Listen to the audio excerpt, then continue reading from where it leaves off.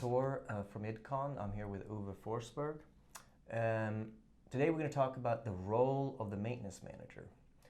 So Uwe, what are the requirements, the general overview requirements for a maintenance manager, you think? Well, I think there are three things that a maintenance manager need.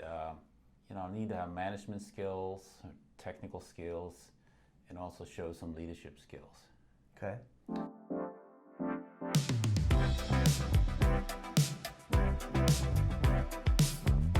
Now, when you say management, so what is it that we manage? What are the things that, sometimes we see the maintenance managers kind of running around taking care of today's latest emergency, but what should we be doing?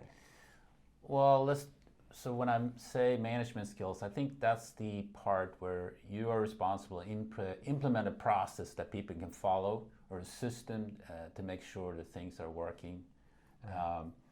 And if you're talking about reliability and maintenance, of course, we have the main processes. You have the preventive maintenance, you have the work management, planning and scheduling, you have the spare parts and the material management process. So those are some of the basic processes that you need to manage. Yeah, I think I agree with you. You have the planning and scheduling, PM, the stores, perhaps the root cause. But that's not a maintenance process. Everybody should be doing root cause. Yeah. I guess. Yeah, right. All right, we talked about technical skills. This is a discussion I had a lot, but do maintenance managers really need to know meaning equipment? Do they need to know alignment, lubrication, how stuff works? Yeah, I believe so, because if you don't understand what the front line is actually doing, how do you actually going to support them and set up a vision of where you're going and goals for them?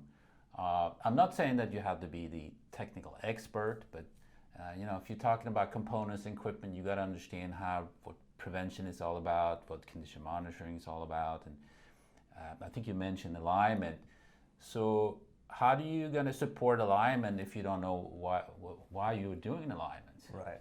Yeah, if you have bad alignment, if you don't even know what bad alignment causes, then you're going to be lost, right? You kind of need to have that technical knowledge. Well, and I've been in the shutdown, and the operations manager, and of course, maybe not understanding the maintenance part and saying, we have a 1,500 horsepower motor, but we don't have time to align it. Well, how long are you going to run that without alignment and ruin the bearings? Yeah, you need to understand the technical consequences. But I also see maintenance managers that don't have that background kind of making the same decisions. Yeah, right. Yeah, it makes sense.